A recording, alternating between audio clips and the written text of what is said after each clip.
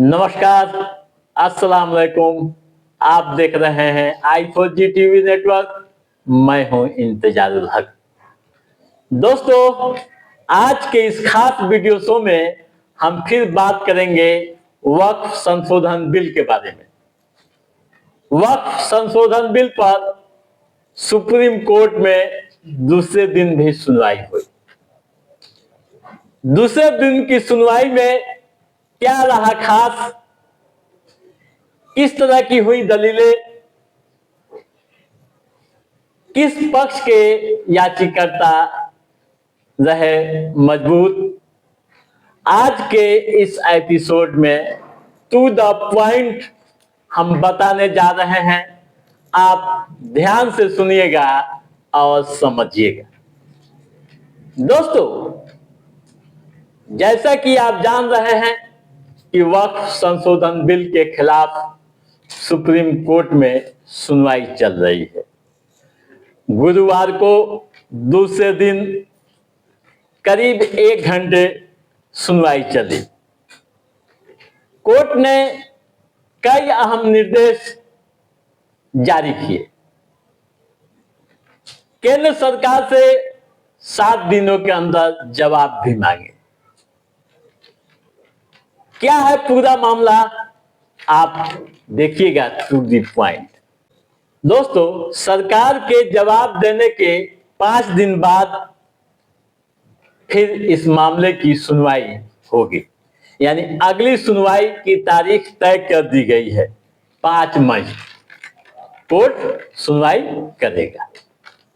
Court 5 महत्वपूर्ण आपत्तियों पर ही सुनवाई करेगा। कौन कौन महत्वपूर्ण है, आप टू द पॉइंट याद कर लीजिए। कोर्ट ने कहा है कि 110 व 120 फाइलें पढ़ना संभव नहीं है। बिल्कुल, उतनी फाइलें पढ़े जाए तो कितना समय लग सकता है, आप खुद सोच सकते हैं, समझ सकते हैं। ऐसे में 5 पॉइंट तय करेंगे। 5 पॉइंट तय करने होंगे। सिर्फ मुख्य आपत्तियों पर ही सुनवाई होगी। सभी याचिकाकर्ता मुख्य बिंदुओं पर ही सहमति बनाए।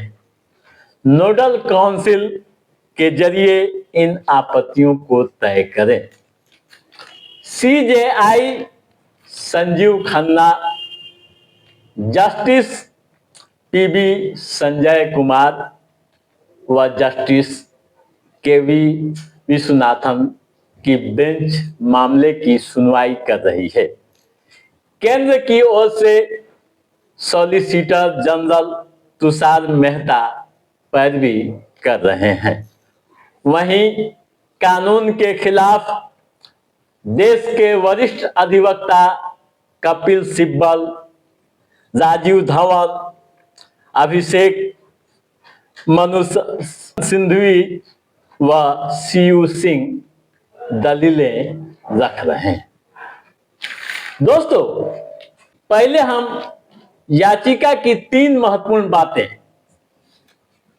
हम समझ लेते हैं। जो 3 अहम बातें हैं जिस पर पूरे देश की निगाहें टिकी हुई है। नंबर 1, कानून संशोधन के अनुच्छेद 14, 15, 25 यानी धार्मिक स्वतंत्रता।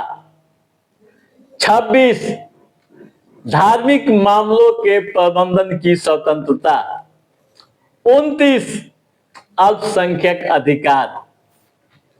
300A, संपत्ति का अधिकार का उल्लंघन करता है। नंबर 2, वक्फ बोर्ड में गैर मुस्लिमों को शामिल करना और जिला कलेक्टर को वक्फ संपत्ति का फैसला करने का अधिकार देना सरकारी हस्तक्षेप को बढ़ावा देना है।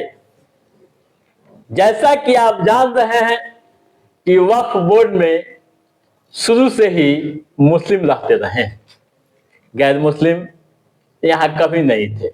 लेकिन इस बार के कानून में गैर मुस्लिमों की एंट्री दी गई है, जिसको ले उबाल मचा हुआ है। तीसरा पॉइंट, यह कानून मुस्लिम समुदाय के साथ भेदभाव करता है, क्योंकि अन्य धार्मिक ट्रस्टों पर समान प्रतिबंध नहीं है। ये हुई 3 महत्वपूर्ण आपत्तियां जो याचिकाएं में कही गई है। ठीक है, अब आइए सुप्रीम कोर्ट में आदेश में क्या कहा, यह भी जानना बेहद जरूरी है। दोस्तों, वक्फ बोर्ड पर केंद्र के जवाब तक संपत्ति की स्थिति नहीं बदलेगी, यानी जैसे वक्फ बोर्ड की संपत्तियां थी वैसे ही उस समय तक रहेगी जब तक केंद्र की ओर से जवाब नहीं आ जाता है और मामले की सुनवाई नहीं हो जाती है।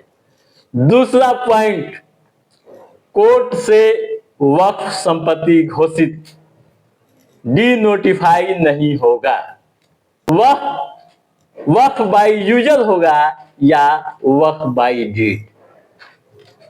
तीसरा पॉइंट, वक्फ बोर्ड व केंद्रीय वक्फ परिषद में कोई भी नियुक्ति अभी नहीं होगी।